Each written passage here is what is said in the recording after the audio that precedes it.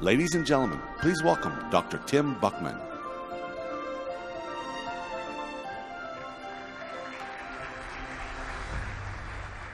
Good morning, ladies and gentlemen. It's my pleasure to introduce Dr. Kevin Tracey, this morning's plenary. Dr. Tracey received his BS in chemistry and MD from Boston College. Training as a neurosurgeon at the New York Hospital Cornell University Medical Center, Dr. Tracey was appointed guest investigator at the Rockefeller University. Today, he's the president and CEO of the Feinstein Institute for Medical Research, executive vice president for research at Northwell Health, and professor of molecular medicine and neurosurgery, and associate dean for research at the Zucker School of Medicine at Hofstra Northwell. Dr. Tracey directed the expansion of the organization as it became a world-renowned institution comprised of 45 laboratories staffed by more than 750 people. He oversaw the integration of the diverse basic and clinical research operations, including 1,250 clinical protocols that enroll more than 18,000 subjects annually. A global leader in the study of the molecular basis of inflammation, Dr. Tracey has pioneered breakthrough discoveries for 30 years, including identification of the therapeutic potential of monoclonal antibodies directed against TNF, the discovery of the neural mechanism for controlling the immunological responses to infection and injury, and the development of devices to replace anti-inflammatory drugs in successful clinical trials of rheumatoid arthritis. Please join me in welcoming Dr. Tracey this morning as he presents Bioelectronic Medicine, a jumpstart in critical illness. And to facilitate conversation around this topic, a hashtag has been assigned for use if you're tweeting. Use SCCM Live along with CCC47. Dr. Tracey. Thank you very much.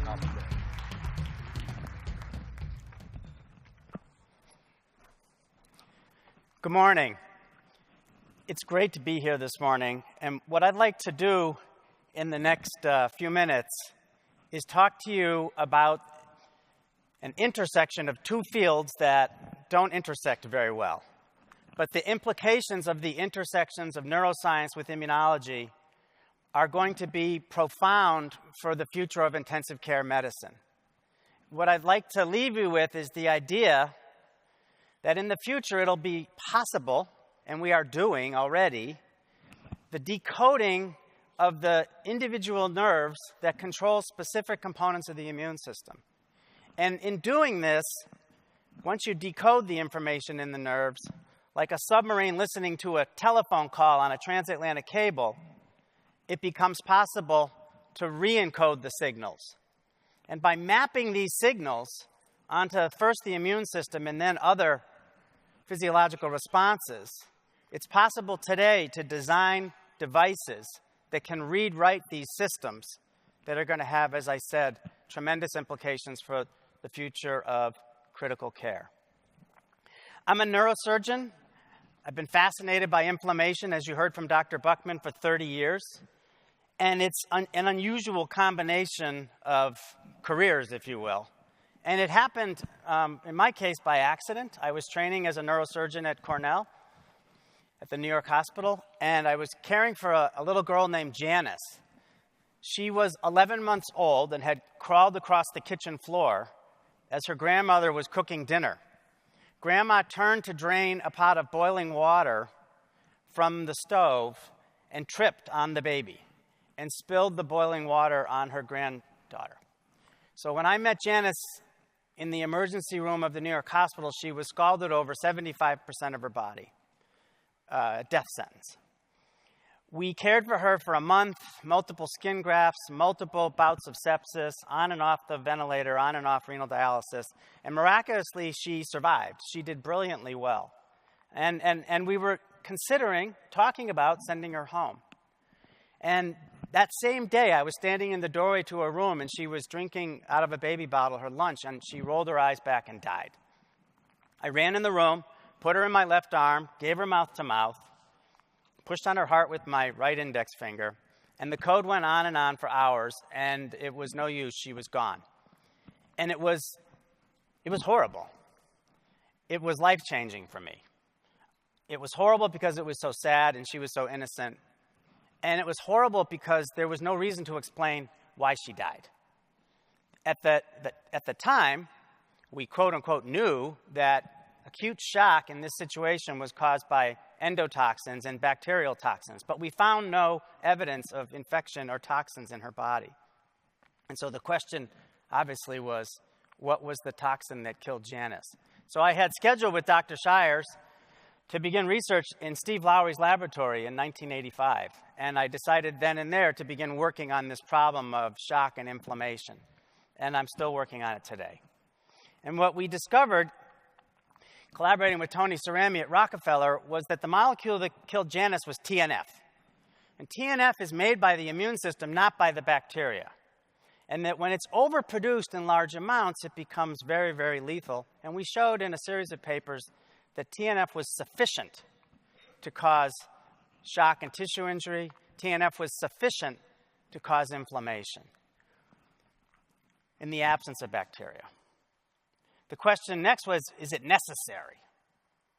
And to do those experiments, we developed a monoclonal anti-TNF antibody. And this paper in Nature in 1987 with Steve and Tony was the first description of the therapeutic use of monoclonal anti-TNF. And what we did is we took baboons and infused them with replicating E. coli, causing them to make their own TNF and die. We then took the monoclonal antibody and treated separate groups of baboons to block the TNF. And those animals lived. And they didn't go into shock. So the upper two lines are animals that received bacteria and anti-TNF.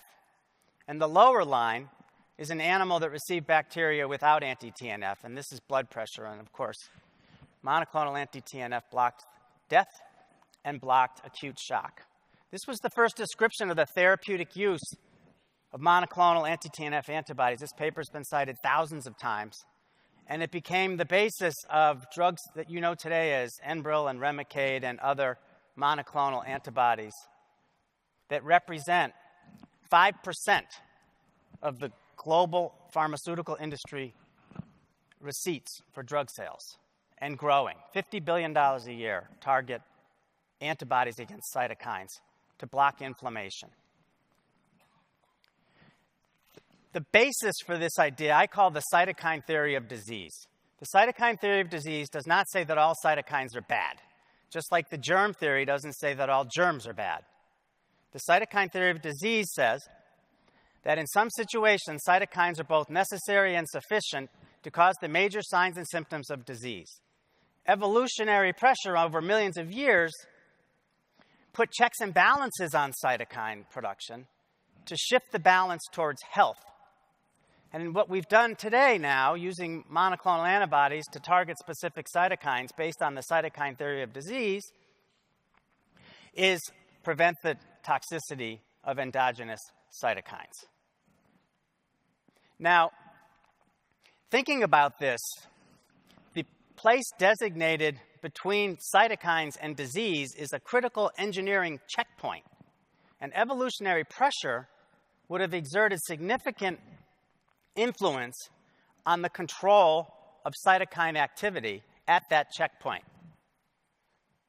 There's tremendous evolutionary pressure on the off switch when inherent molecules to the body have toxic profiles that can be modulated. I'm going to come back to this in a few minutes. When I moved to the Feinstein Institute in 1992, I set up a laboratory looking at molecules to block cytokines that were not monoclonal antibodies. Monoclonal antibodies, as good as they are far from perfect. They have toxicity. Some monoclonal antibodies have black box warnings. They're very expensive. They have to be injected. And they only work in about half the patients. I was interested in developing a small molecule that would block TNF. And it's a much longer story I won't tell today, but the lead molecule in this exercise when we began, we named CNI 1493, and it's shown here. It's a tetravalent guanyl hydrazone, and it's a very good inhibitor of TNF. And we made it based on arginine metabolism, and we could talk about that afterwards, those of you who are interested. And the original name was actually 1492. because it was the 14th molecule we identified in a screen of several hundred molecules in 1992. But we didn't want to do 1492 because that's when Columbus sailed the ocean blue, and we didn't want to be telling that joke for 20 years. So we changed it to 1493. We worked on this molecule for many, many years, and we found that in dozens of diseases, animal models of disease of high levels of TNF, when you put in CNI 1493, it blocked the TNF very well. We published dozens of papers. We did 2 clinical trials. It was quite good at blocking TNF production in humans receiving IL-2 infusion for cancer therapy, and it was quite good at blocking TNF production in Crohn's disease patients. So we knew quite a bit about it, and we weren't really ready for the surprise that occurred next. It was a big surprise. We were studying this molecule in the brains of animals with a stroke. So we would induce a cerebral infarction in a mouse or a rat, which would drive up the TNF production, and then put the drug in the brain to look at the effects of the drug in the brain blocking the TNF in the brain. And what we found was shocking. We put the drug in the brain, and it turned off the TNF in the brain. That's what we expected, but it also turned it off in the lungs, in the liver, in the spleen, in the gut, in the kidneys. And this made no sense whatsoever. How the heck could a few picograms of molecule in the brain turn off the production of TNF in the body's major organs? So we worked on this for many, many months. We went to the literature, could find nothing. Took out the pituitary gland, same effect. And then one day, we cut the vagus nerve and repeated the experiment. And when we did this, what we discovered was that if the vagus nerve was cut, CNI 1493 in the brain no longer turned off the TNF production in the body. This meant that the brain was sending signals like a brake to turn off TNF in the body, and those signals were traveling in the vagus nerve. Now, we knew that the vagus nerve was functioning like an electrical conduit, but we had no idea on the origin of the signal in the brain or the termination of the signal in the immune system. This was all we could find in the literature, went back centuries. So the vagus nerve is a very important nerve, drawn here by Vesalius in the 16th century, touching pretty much all the body's organs. It's not a solid copper wire. It's more like 100,000 insulated wires with individual roles and targets. And these individual roles encompass the physiological control of all of the organ systems that most people, I'm in an intensive care meeting, so you all think about this every day, but most people don't think about the effects on heart rate, blood pressure, respiratory rate, insulin secretion, and GI function, and the list is much longer. The vagus nerve is a principal conduit. It's 80% sensory. So it's a principal conduit for sending information into the brain to be processed that elicit reflex responses to maintain physiological homeostasis across a range of changes in the body's environment. Searching hard, what we never could find on the list was the immune system. So we postulated that if the vagus nerve was controlling TNF in the body, maybe we had come across the motor arm of a reflex. And to prove that, we used electrical stimulation of the vagus nerve to measure TNF in rats.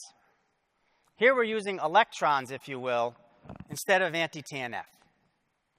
So Ludmila, a postdoc in the lab, Ludmila Borovikova, took animals and gave them endotoxin. And in the second bar, the open bar, you see that the animals make a lot of TNF.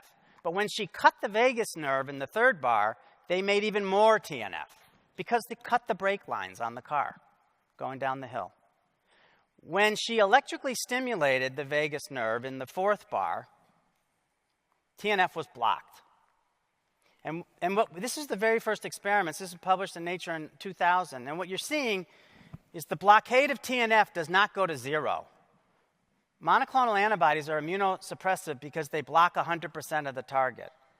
This highly conserved evolutionary reflex to control the immune system doesn't block to zero. There would be no evolutionary gain for immunosuppressing the host. And as you'd expect, if you look at blood pressure in these animals, the middle line shows the hypotension that occurs in response to endotoxin because the animals make too much TNF. If you cut the vagus nerve, the animals go into shock more quickly on the far left line. And if you electrically stimulate the vagus nerve of these animals, they're protected from shock. So this was tremendously exciting. And thinking about the motor arc of a reflex to block TNF caused us to go back and once again search the literature for any evidence of a sensory arc. Because I knew as a neurosurgeon, tapping reflexes in my office and watching brainstem reflexes in the ICU and in the OR, that reflexes like this motor reflex, don't occur de novo. These motor signals occur in response to a change in the environment, which is mediated by signals traveling in the sensory arc of the nervous system. Going back to the literature, I came across a paper which had virtually almost never been cited at the time from Linda Watkins. And what Linda showed here is that the vagus nerve was transmitting information to the brain about the presence of IL-1 in the abdomen. So what she did is she injected rats with IL-1, and the red line that caused them to have a fever because IL-1 is a potent pyrogen. But when she cut the vagus nerve in yellow, she blocked the development of fever. This meant that the vagus nerve was the information conduit, telling the brain that IL-1 was there to activate the fever response. So I sat down and sketched out what I called the inflammatory reflex as a model. And that information traveling up the vagus nerve about IL-1 or other inflammatory signals would be processed and activate a motor reflex, which would travel back down to the immune system to counteract the overproduction of cytokines. We've worked on this for 20 years. I counted it up. It's about 500,000 hours of human labor in my lab and $25 million. And what we understand is that these signals traveling up and down the vagus nerve are electrical in nature and can be decoded, and that they culminate, in the case of the inflammatory reflex, they culminate in the spleen. Now, the inflammatory reflex is the prototype. In the next 10 or 20 years, I predict there will be dozens of reflexes mapped to dozens of discrete immunological endpoints that can be modulated by electrons. But for now, I've focused on the mechanisms of the inflammatory reflex. And obviously, I'm not going to summarize 20 years of work. You'd all get up and leave. But I will show you a couple of things that are really cool. The first is that the signals traveling down the vagus nerve to the spleen don't control the cells in the spleen that make TNF directly. They actually have an intermediate cell. The neural signals are processed in the spleen by a T cell subset. So this is work done by Mauricio Rosas Bellina and Peter Olesen as co-first authors. And what we show in this paper is that you're seeing in orange a splenic nerve ending, which utilizes norepinephrine as the neurotransmitter. That nerve ending is under the control of the vagus nerve signals coming down from the brainstem. The nerves in the spleen control the T cell, and that T cell is green because it makes acetylcholine. We've attached a GFP, a green fluorescent protein, to the transcriptional controller downstream of choline acetyltransferase, the rate-limiting enzyme in the biosynthesis of acetylcholine. So electrical signals arising in the brainstem travel to the spleen, and we can look at the specific cells that make the acetylcholine that in turn turns off the TNF in the spleen. So it looks something like this. The signals come down the vagus nerve into the splenic nerve, and inside the splenic nerve, norepinephrine is released by the splenic nerve endings. Norepinephrine interacts with T cells, which respond by making acetylcholine. The acetylcholine interacts with the macrophages that make TNF, and the acetylcholine, signaling through nicotinic alpha-7 acetylcholine receptors, turns off the inflammatory response in the macrophage. That's 20 years of work and 500,000 person hours. That's pretty good for 20 seconds, huh?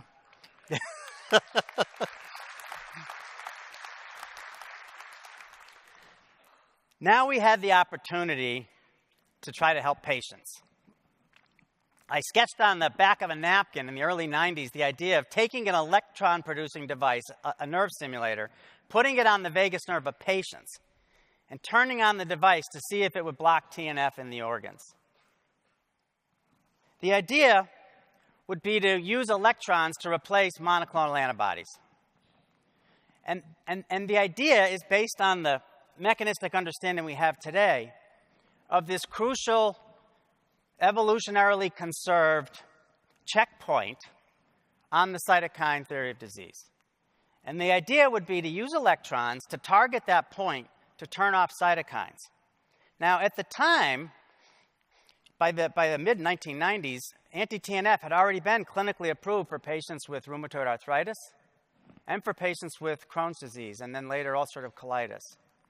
And so the original idea of starting a company called SetPoint Medical was to do the clinical trial and see if we could block cytokines in humans with these diseases and treat them.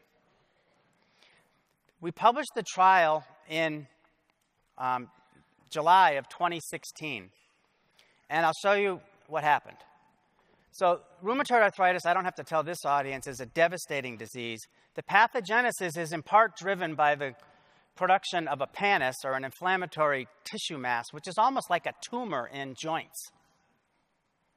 And this growth of this destructive pannus is stimulated by cytokines like TNF and IL-1 and IL-6, which is why those antibodies are clinically approved for rheumatoid arthritis today.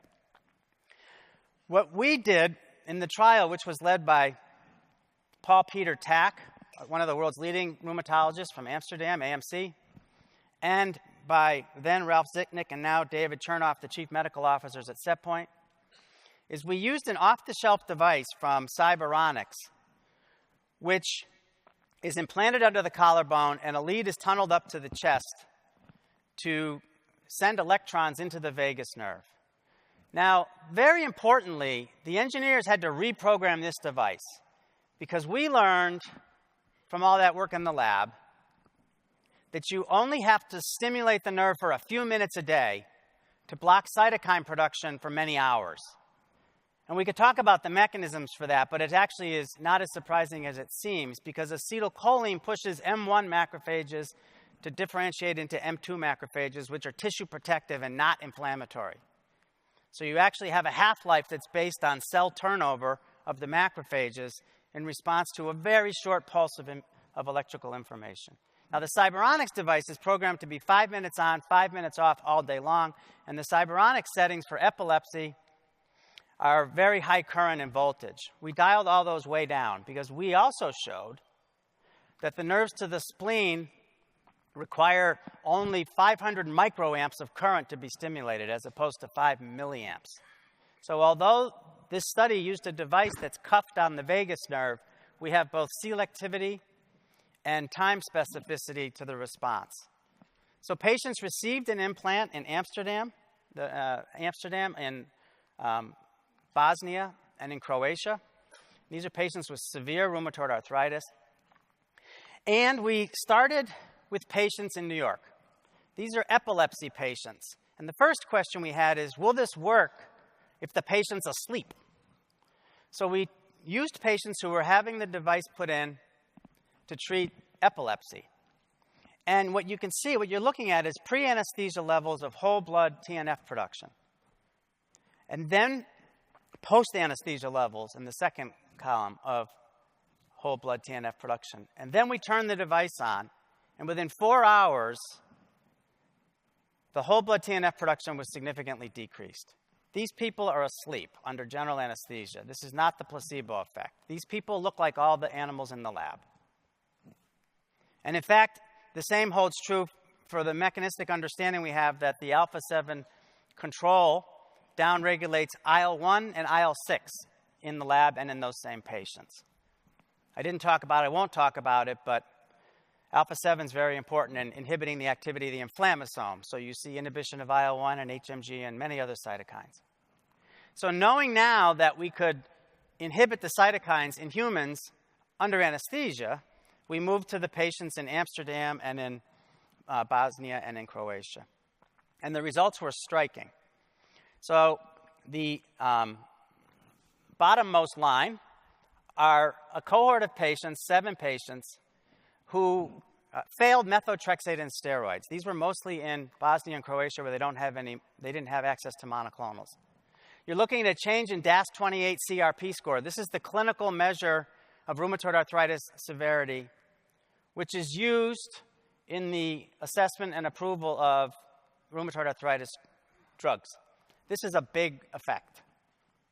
And when the device was implanted and turned on, you see there's a fairly rapid response within a couple of weeks in that first group.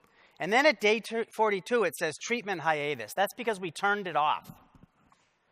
And soon after turning it off, you can see the patients got worse. I will tell you that when we turned it back on day 56, they started to get better.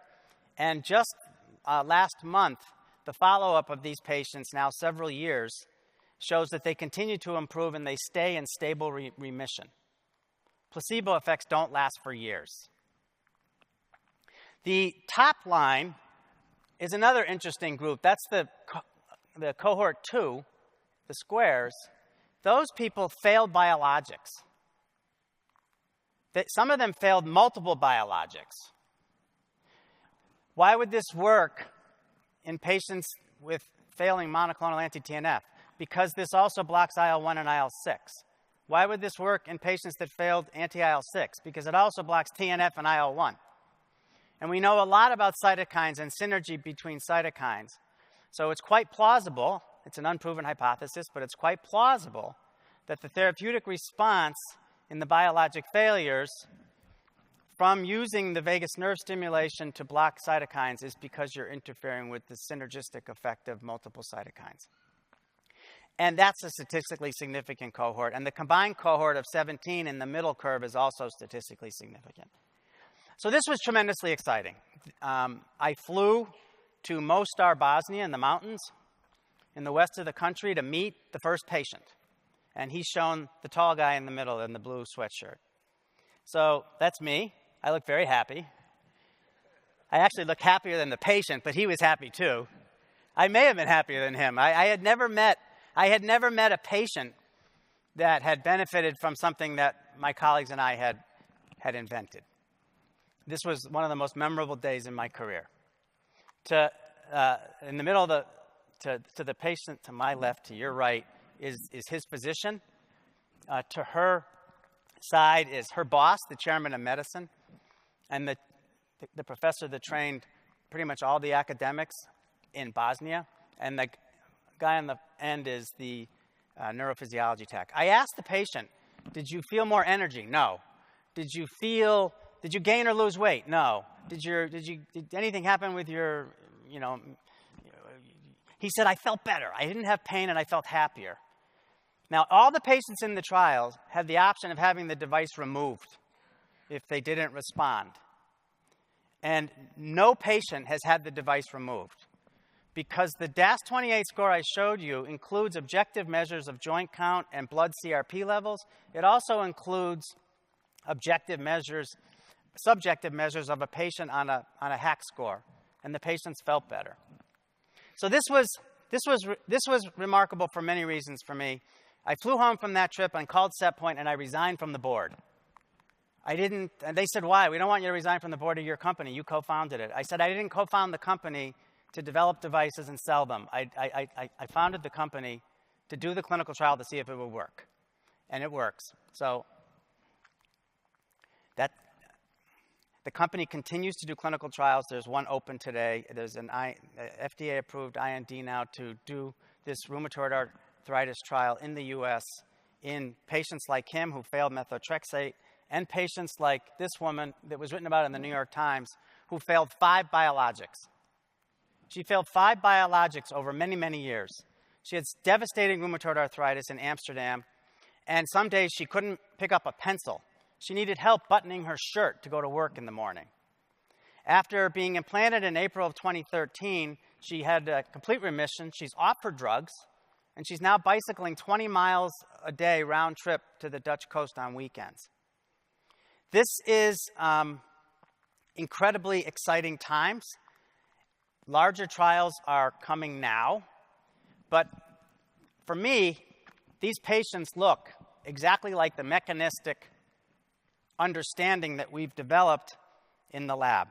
Independently, Bruno Bonai in Grenoble, France, has done a Crohn's disease trial. He used the same device. He did not reprogram it. And he implanted 7 patients with severe Crohn's disease. 2 of them got worse and exited the study, but 5 of them had clinical, biological, and endoscopic remission with restored vagal tone. Setpoint has also now done an independent Crohn's disease trial and also showed activity in Crohn's patients. What's remarkable about this is the data you're looking at is endoscopic biopsy scored tissue for the presence of inflammation. So you're not looking at cytokine levels here. You're actually looking in the patients at an improvement of the inflammation in the tissue that's affected by the disease. There'll be a lot more work coming on this too. I went back to New York and decided to open a Center for Bioelectronic Medicine at the Feinstein Institute at Northwell Health. This is a not-for-profit research center to be the home for the science of bioelectronic medicine for the world in New York. We have committed millions of dollars to this new center based on the process of bioelectronic medicine. Bioelectronic medicine is not the vagus nerve, and it's not vagus nerve stimulation. Bioelectronic medicine is a process. In the pharma industry, the process is you begin from a molecular target, you move to a screen, and you sell the drugs. In bioelectronic medicine, we start with the target and a molecular mechanistic understanding, and then move to mapping neural circuits that can control those targets in situ. Knowing the nerves controlling the target and knowing the target, now you can build devices that are specified to control the nerve, to control the target. It's a replicable, scalable model based on the story of the inflammatory reflex that I told you. Take out TNF and put in a transcription factor for cancer. Find the nerve, build the device, control the transcription factor, see if you help the cancer. The list is very significant of the diseases that are going to be amenable to this. This process of recording neural signals, decoding them, and then re-encoding them is not some distant future dream. This is the clear and present future. To help run this center, I recruited Chad Boughton from Battelle in Columbus, Ohio. Chad is a world leader in decoding neural signals from the brain. In fact, he wrote the paper in Nature in 2016 of the first quadriplegic patient to be able to regain movement by thinking about it. So what you see here is, this is a patient named Ian. He's quadriplegic from a swimming accident. And he has a chip in his brain with 75 electrodes that are recording his thoughts. During the training session, he's asked to think about extending his thumb, flexing his wrist, or extending his wrist. This training session produces these brain recordings that Chad and his colleagues decoded. Having decoded the signals, they then sent the motor, or the descending signals of what the decoded signals mean, back to a cuff that controls the muscles on Ian's hand and arm and wrist. And this is what Ian can do now by thinking about it. He's quadriplegic.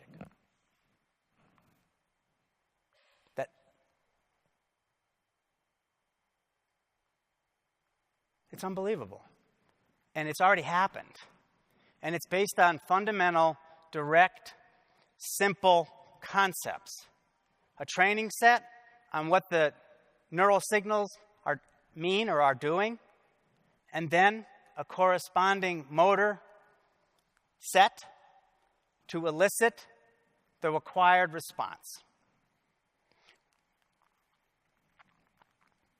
The inflammatory reflex is the tip of the iceberg.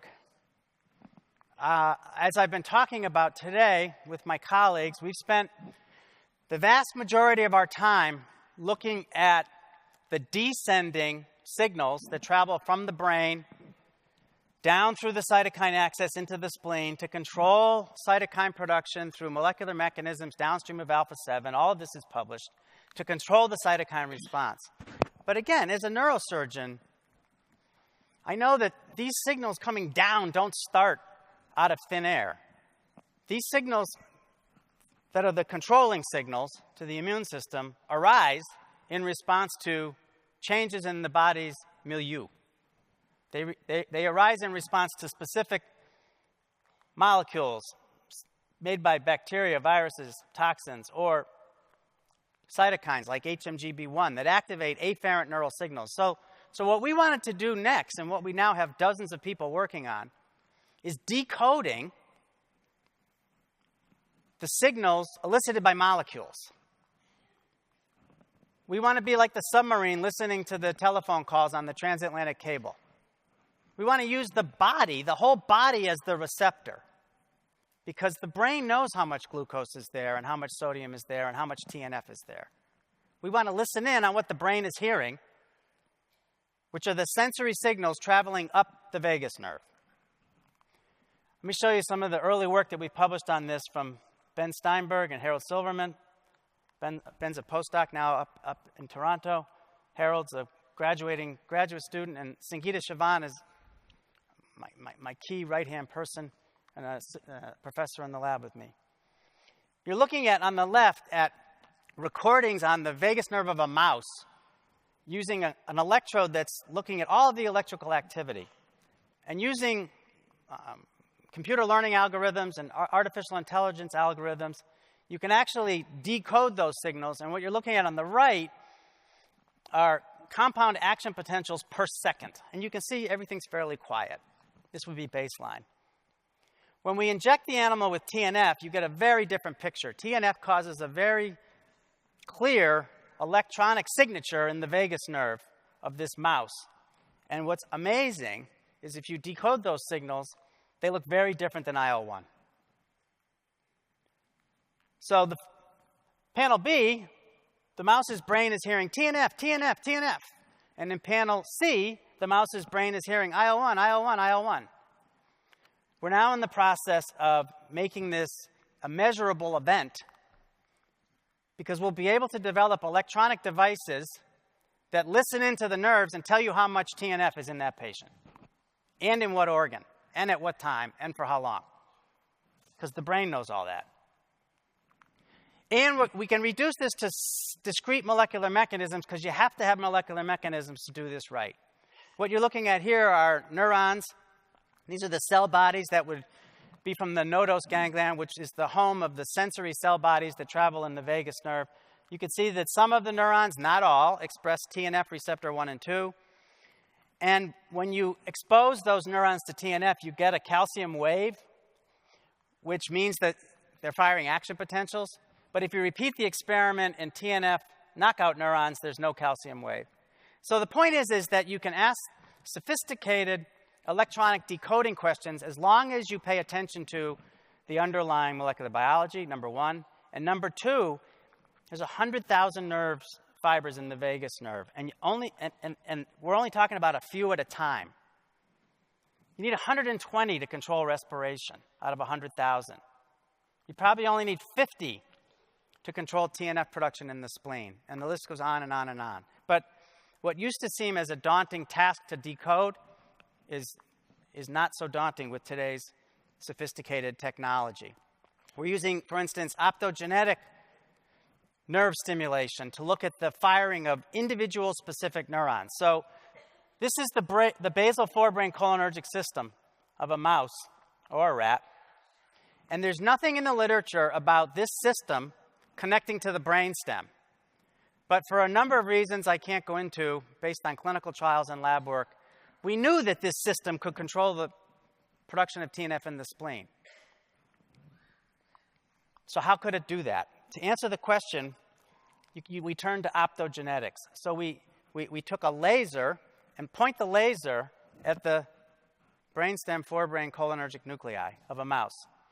Only we used special mice. These are mice that the neurons are labeled with channel rhodopsin, which is light sensitive in a narrow range of wavelengths. Now, any neuron that's expressing this protein that gets lasered will fire.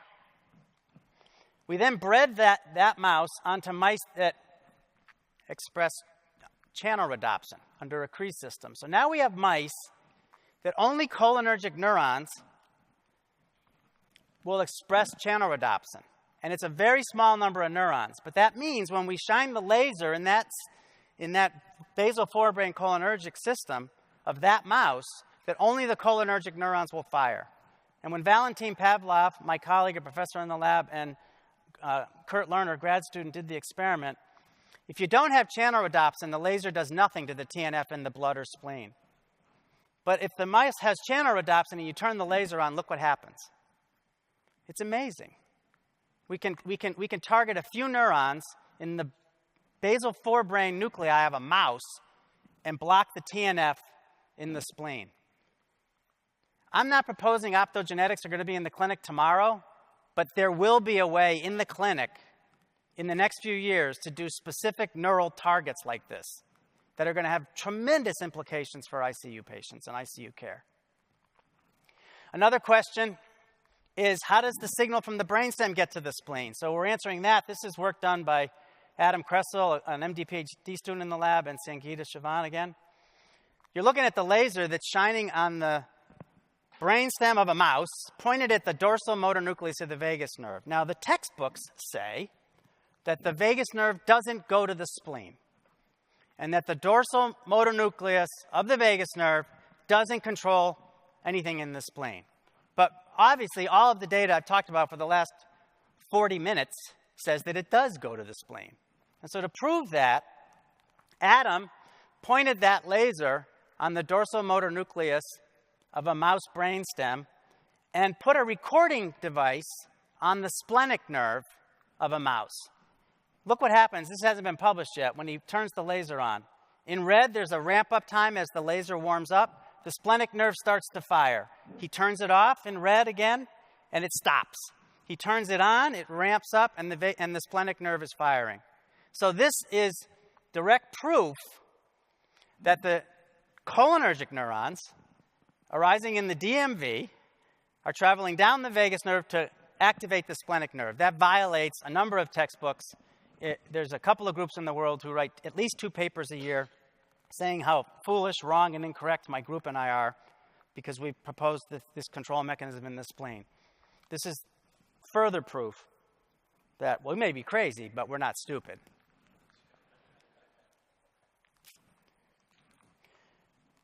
The implications for the ICU, I'll say it again, are profound. This is a list of a review I wrote a couple years ago of the diseases for which there's already data. Some data in mice, some data in rats and pigs, some data in humans. The diseases for which there are active programs to do this include ischemia, hypertension, diabetes, cancer, shock. I showed you paralysis and transplantation biology. For those of you interested in coming into this field, there's a huge, huge financial interest in this field. I've met with Francis Collins on several occasions. He launched a program called Sparks, which is a several $100 million investment in this space. I've worked with DARPA for many, many years and helped them launch several programs in this space. I met with Bill Gates, who through Intellectual Ventures has invested in Sanguistat, a company the Feinstein Institute has spun out, in order to develop devices to stop hemorrhage. The animal data are overwhelming. We're moving to clinical trials this year in patients with postpartum hemorrhage. Bill Gates is interested, if this works in U.S. trials, in deploying this into Africa, where postpartum hemorrhage is a major killer in Africa. We've made major investments at the Feinstein Institute. We work closely with Martine Rothblatt and United Therapeutics on looking at ways of building chips to stop the immune response to transplant rejection and in pulmonary hypertension. We have a huge collaboration with GE looking at the implications for developing electronic vaccines.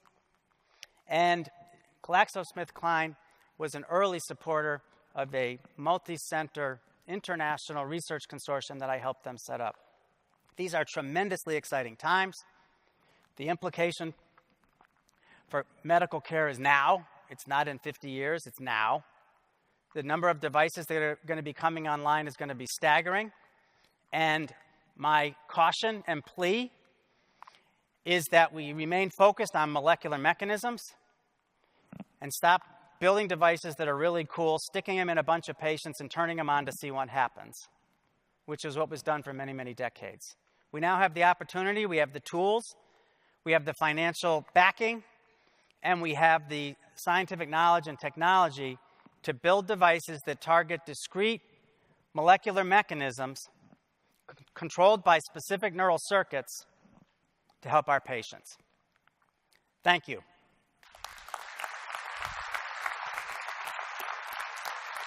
Thank you.